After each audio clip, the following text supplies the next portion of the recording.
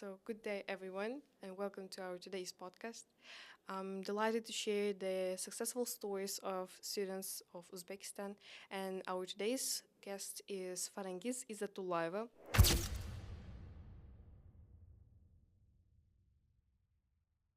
a sophomore student who achieved high IELTS score and who won Global UGRAD scholarship. Hi, thank you for inviting me, and I'm so glad to be here. So, my name is Nikina.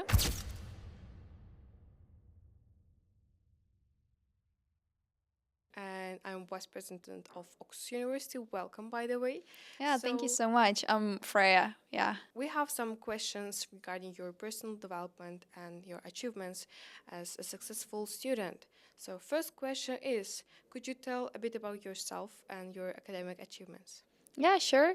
I am Farangiz Izzatullaeva, aka Freya Izzard, and I'm a sophomore student at Uzbekistan State World Languages University. I study linguistics, specifically English philology, and also I study Espanol. It's my second language, and I'm loving studying it. And besides that, I am a global UGRAD finalist 2024 and 2025. So that's basically it. So, could you also tell us a bit about your IELTS? My IELTS. Yeah. So back in 2023, April, I had taken IELTS when I was just about to apply for universities, and it's gonna be almost 2 years this next year. So I got 7.5, and yeah, it's like C1. I actually really wanted to get C1, so and I did. Yeah, Good. and I'm pretty proud of it. So also there's written that you are actively engaged in extracurricular activities. Could you tell a bit about this? Yeah, sure.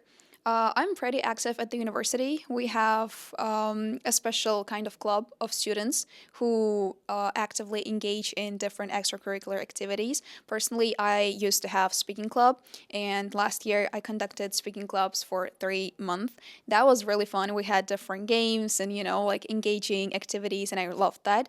And besides that, I also volunteered at the ACT. It's American Center Tashkent. It's the library at the American Embassy in Tashkent. So I was a volunteer. I had a club, soft skills case study. So that was also my kind of extracurricular activity. And also, I had a volunteering at FIFA Futsal World Cup 2024. Have you heard of it? Yeah, I actually wanted to apply it, but I was too late. Oh, I see. And I participated there. I was a volunteer in media operations. That was really fun. That was one of the best experiences I've ever had. So, So I guess it was like for a week, right? for not a week, for like around 2.5 months. Yeah, from August, by like from the end of August till no, November till November, yeah. So was it every day? It was almost every day, but you could kind of choose shifts. So we had a shift like 3 to 4 shifts every day. So that's the thing. Good. So it was a good case for networking.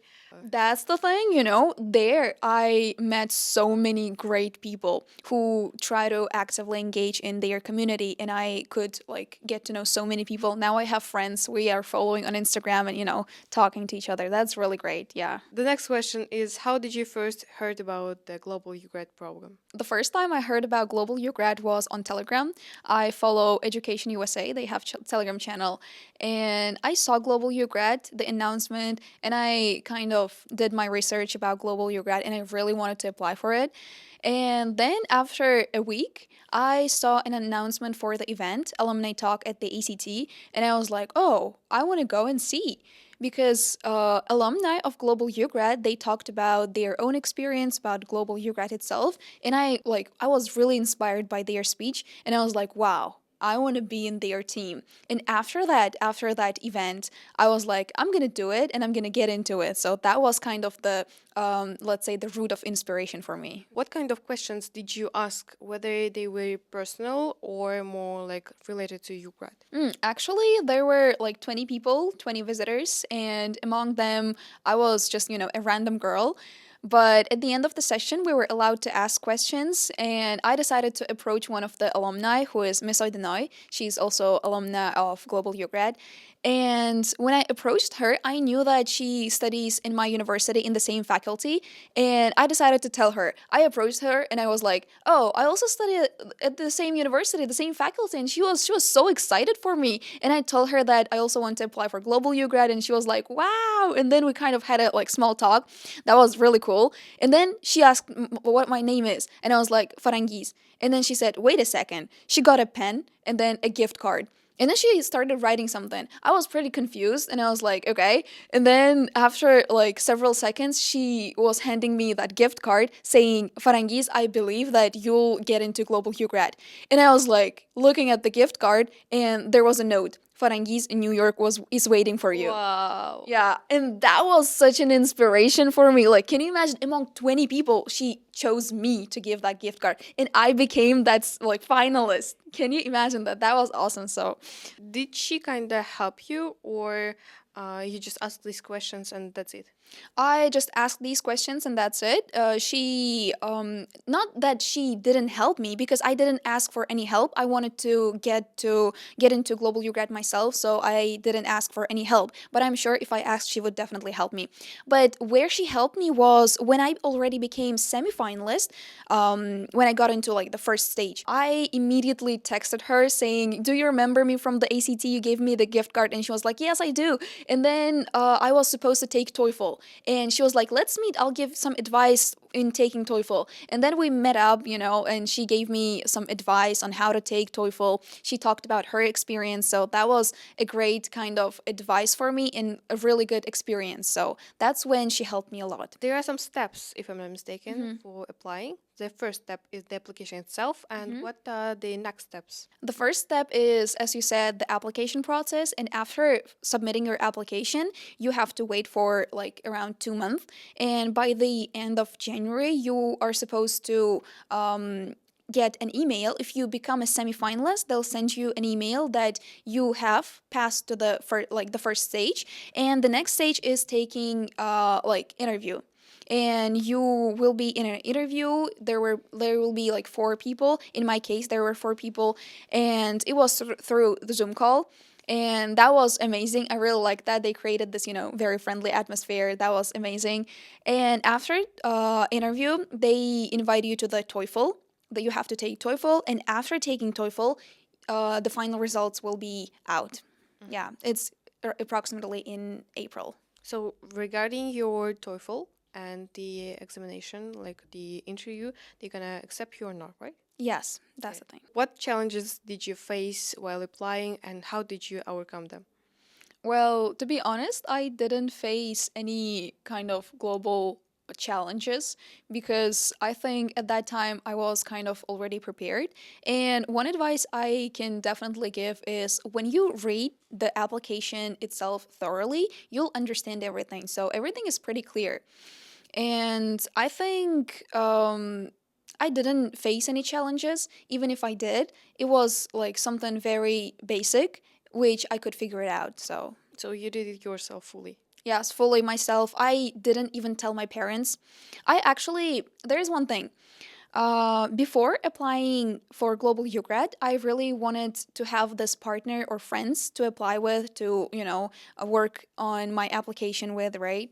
When I invited some of my friends, they were kind of reluctant to apply.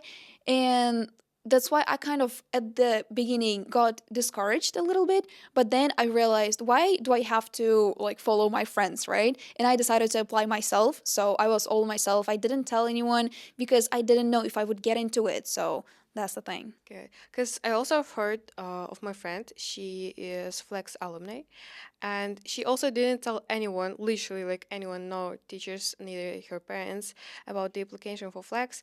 And in the very end, when she had to make some documents, she just told her parents about that, and they were like, "Are you crazy, girl?" Yeah. So, how did your parents react to your application and UGRAD itself? That's a great question for real.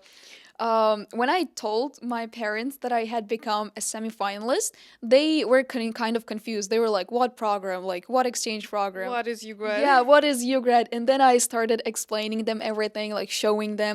And when they realized what global UGRAD is, they were so excited for real. Actually, my dad, he always wanted me to go abroad and study, like get these experiences, right? And he was like especially proud of me and very excited about that. Did he also tell every relative about your UGRAD? Yes, he did. Yes, he did. I asked him not to tell because at that time I didn't know if I would become a finalist, but he anyway did. I mean, I was like, "Dad, please don't tell anyone. It's not clear yet if I go or not." But he was like, "I'm just proud of you, you know. I'm just, very excited about that." So I that's just why. want to share the positive, Yes. the happy news. Yeah, yeah. But I was like, I understand him because he kind of has, full of emotions that Yes. he's proud of me, so he wanted to share. Yeah. Yeah. As you're a finalist, which university are you going to study in, and what is your major? In summer this year, we got our placement information, and turns out I'm going for spring semester and for Wilson College in Pennsylvania. Wow. Yeah. And also my field of study here in Tashkent, it's English philology, as I said. So in America, it's going to be the same. Yeah. So it's not gonna change, right? No, it's not. And that's the actually one of the requirements for global UGRAD. When you're applying in America, you're going to study the same major. You can't change it. And what majors do they offer? They don't have restrictions. They accept any majors. Even med students can apply. Wow, Yes. really? Yes, that's the thing. And is there a chance to study in Ivy League? What's that? Like Harvard, Stanford, such universities, Ivy League. Oh, not. I don't know. I'm not sure of that. Have you ever like applied for this university or abroad itself? No, I have never applied because when I was in 11th grade, by the end of 11th grade, I got IELTS, so that's why I didn't have any certificates. So also my transcripts weren't available. That's why I couldn't apply. I applied straight to my university. Good. So, did you really wanted to study in that university, or you didn't have a chance? There are some parents who kind of force their children to study in certain university. That's why I'm asking. No, not really. I wasn't forced to study there because I actually could choose different universities to study. But the reason why I chose Uzbekistan State Languages University is because they had my major, which is linguistics. If you see others, they don't have it, so that's why I went for that. There are lots of students who want to apply, even in our university, and who are not graduated from these schools yet. So, what kind of advice would you give them to overcome the probably challenges, or for someone who's feeling overwhelmed or unqualified? Mm, great question. So I think if they have time, they better focus on gaining knowledge and gaining a skill. Because when you don't have any knowledge, when you don't have any skills, you feel unqualified. So I really recommend them to first study and practice. Practice is for the skills and studying for knowledge. These two things, I would say these two tools are the key points of becoming qualified. And for students who are pretty intelligent and who have great skills, I would say it's okay if they get a rejection letter. If it's okay if they fail. Why? Because the next year they can apply again with experience. So even if they don't get into the program, they'll get great experience. So they're not losing anything. I mean, I used to be a simple girl who studied at school, right? And who studies at the university. But I could make it, right? So they are not any worse than me. So that's why they can make it too. I mean, it's not that hard. Just they should take it very like simple. They just they should take it simple and just act. That's the thing. I mean, they I'm sure that there are so many students who are so talented and they have something very unique in them, and all they need to do is act. I mean, hesitation here doesn't play any role because if they hesitate, it's not going to work. So they have to work on their soft skills. These are like confidence, communication skills, etc. And by working on them, they have to act. That's the thing. And did you have yourself the hesitation or overthinking about the application itself, whether you're gonna be accepted or rejected or other steps? Yes, I was. I was very nervous about the whole application process and I was overthinking if I would get into it, but to some extent. Because I'm not the kind of person who gets addicted to like overthinking and, trying to stick to something negative. I try to think positive and acting. So that's the thing. Even if I kind of had these, overthinking, intrusive thoughts, I wasn't kind of discouraged by them. There are some questions in the first stage of the application. So to write an essay, right? Could you please tell us something about these? hmm So you have to write 2 essays. The first question for the essay is why should we choose you? Why are you a perfect candidate for Global UGRAD? And the second topic is describe a leader in your community who inspires you. So basically, Global UGRAD is all about community and leadership. And global UGRAD officers, they search for students with leadership skills who are committed to their communities and who are ready to give back to their communities. So these two things are keys. And how did you answer, if you actually remember? For my first essay, for the question, why are you a perfect candidate for global UGRAD? I listed my qualities and I gave an explanation why I am qualified for this program. And for the second essay, I described a leader who I really inspire, who motivates me. And as I said before, I used to attend ACT a lot, American Center Tashkent. And in one of the events, I was very lucky to meet Miss Munawar Khan. And she is a CEO at the non-governmental organization Mission Inclusion. I was so inspired by her speech. She's such a great person. She helps children who are underprivileged and she worries about them and about their conditions. And I was like, wow, that's our mission, right? That's our mission to help other people. I was so inspired that I really wanted to write about her, and that's what I did. Wow. You got inspired by her. She was a great person, right? Yeah, she really was. And did you kind of speak to her in person? Yes, I did. I was in one of her sessions, and while she was giving speeches, I asked several questions, and also she said she was working on several projects at the same time. And at the same time, she had a daughter, a 5-year-old girl. And I was Wow. like, wow, I was so kind of amazed by her time management. She's managing all this, right? And she's doing it all by herself. And I was like, wow, that's the leader I want to become. So about AI, I've heard that many organizations like check for AI, and some students even try to apply with AI hype. Did you use any kind of AI devices, or how is it working, like with AI? Well, as far as I know, writing essays with the help of AI is not permitted because if you write an essay with an AI, then how does it work, right? It's not you, right? So I personally did not use AI because, for understandable reasons, right? But you can check for grammar and you can get some synonyms for words. That's what I did, but fully relying on AI is a bad idea. So, And what tips would you like to give for students who are applying right now and for creating the good and strong competitive application? mm.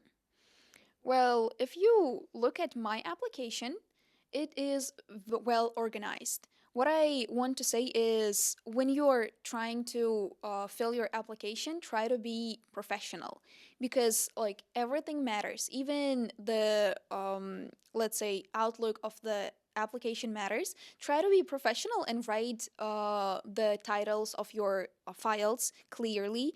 First, like the name of the file, your name, surname, everything has to be in its order and has to be patterned. So the same pattern. That's the So, thing. do they require CV, by the way? CV? Yeah. No, not really. They ask you some of the personal questions and you have to just fill out the form. That's basically the CV, but you don't have to upload specific CV that you have. Because I've heard of other programs that they do require CVs, Mm-hmm. and some students don't even know how to write them, and they kind of seek for help. And in this case, do you think using AI is good? For making a CV. Yeah.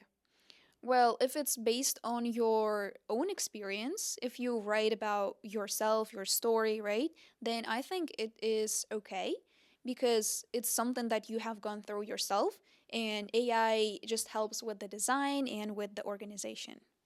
So, social life, and I've heard that you have Instagram blog. Could you please tell a bit this and about the social activeness itself? Actually, when I was applying back in November, I really wanted to open a YouTube channel. And I used to follow so many vloggers, and I was really inspired by their vlogs. And I was like, one day when I become a finalist, I'm gonna start my own vlog. And that's what I did. Actually, my content for Instagram was supposed to be about travel vlogs, but it somehow turned out into like social, like, personal life blog. But still, I really hope when I go to the US, I will make travel vlogs. When it comes to YouTube, I am making it like for entertainment, let's say. And actually, the reason why I started making videos for YouTube was for myself. So that, like, after years, I can open YouTube and watch these videos and say, oh, yeah, like, I've gone through this, right? Because I know for sure that after like 80 years, I'll forget like 80% of the details of these experiences, right? So that I really want to keep them and make a history. So, do you have any other page, for example, in Instagram or Telegram blogs? Hmm. I have Instagram page where I upload short videos, reels, right? I mainly make vlogs. First vlogs of mine was Get Ready with Me. Yeah. And also recently I went to the marathon, student marathon. I made a vlog about that. Also, I have Telegram channel where I talk about my like daily lifestyle and different thoughts, so and also, I have LinkedIn like profile. I really love it. I found out about it recently. And do you have LinkedIn? Yeah. Yeah, we can definitely connect, right? Yeah, we will. Yeah. And actually, I started kind of respecting people who have LinkedIn because it's really cool that they talk about their achievements, what they are doing right now, right? Yeah. So that's really cool. I really love that platform. And they also share some advice for students, for someone who is taking for job, for their personal life and professional goals. Yeah, I found out that LinkedIn is a social media that is professional, right? Yes. Yeah, that was cool. Do you think your participation in social events or volunteering has contributed to your application and overall success? I do think so. Because your activeness in your social life shows that you are trying to do something besides your studies, which is really important. And as I said, I had different speaking clubs, right? I was engaged in ACT. So I talked about all of these, and I think it contributed greatly to my application because in Global UGRAD, not only does your academic achievements matter, but also your personality and your personal life. I actually heard that people who are applying for global universities, like international universities, they are accepted not only by the IELTS, Duolingo, or ACT, SAT also, but also about the extracurricular activities. Because I know one person who applied with good academic background, but because he didn't do that much outside of his studies, he wasn't accepted. And do you think kind of he had to do something, or he could do something more?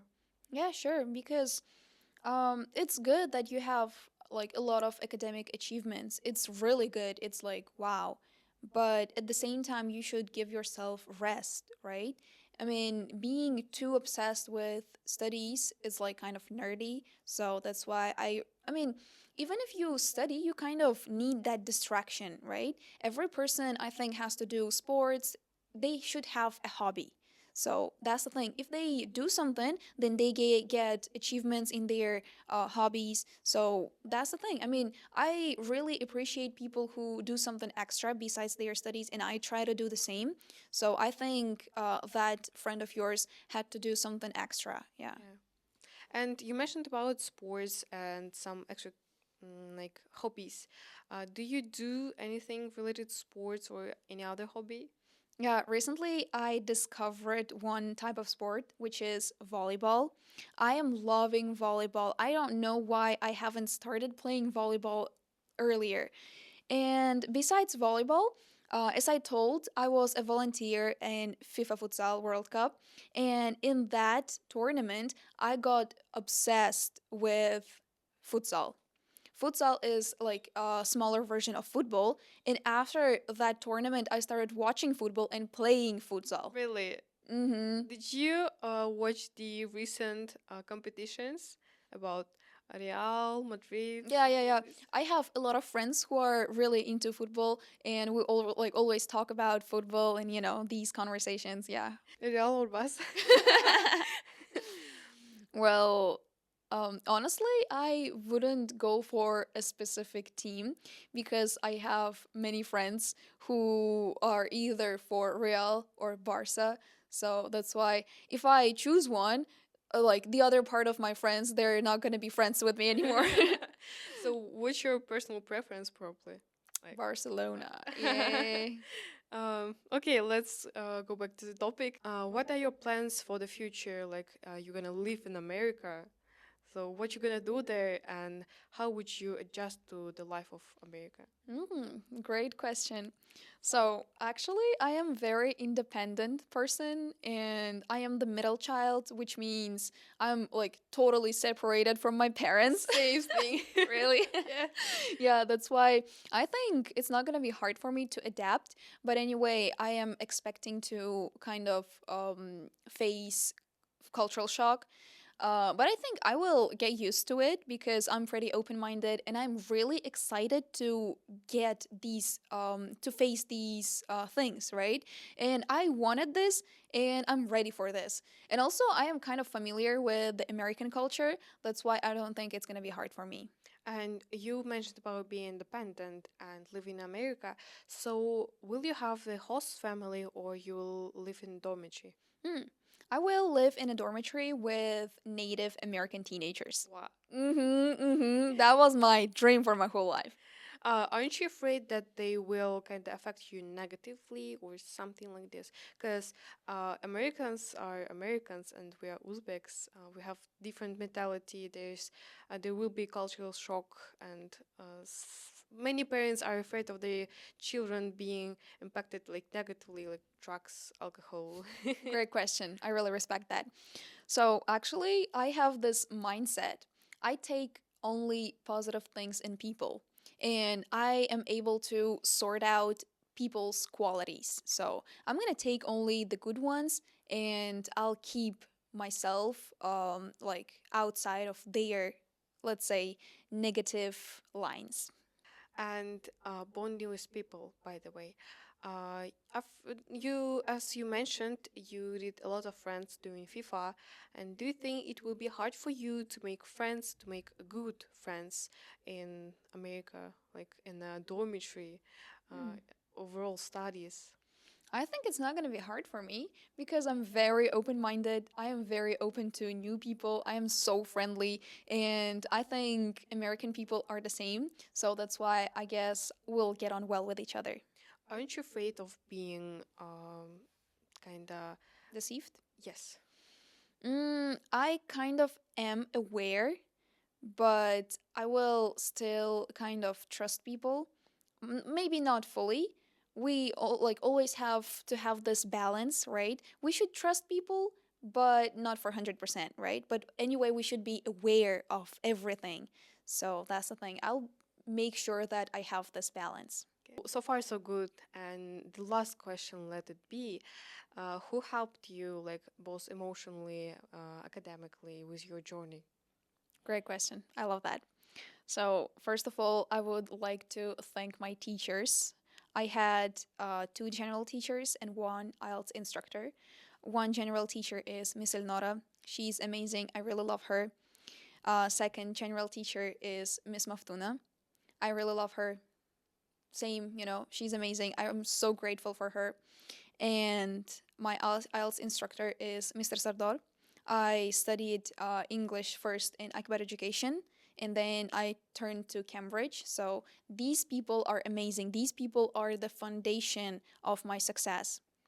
And on the other hand, my emotional support is my parents. I am so grateful to my parents that they encouraged me like throughout my journey, and they are so supportive. And like these days you can see how girls complain in Uzbekistan Yes. that their parents do not allow them go abroad and study, but my parents are very open-minded, and they want me to be successful. They want me to see the world and to get better, right? And I'm so grateful that I got such parents. Yeah, thank you so much. So thank you, Farangiz. That was a great speech. That was a good dialogue for both of us, I guess. It was very interesting, cognitive, and very, how to say, formative, right? So that was it for today, and thank you for watching us, and see you on the next episode. Yeah, thank you so much for having me. That was a great conversation. Thank you. Thank you. Bye bye.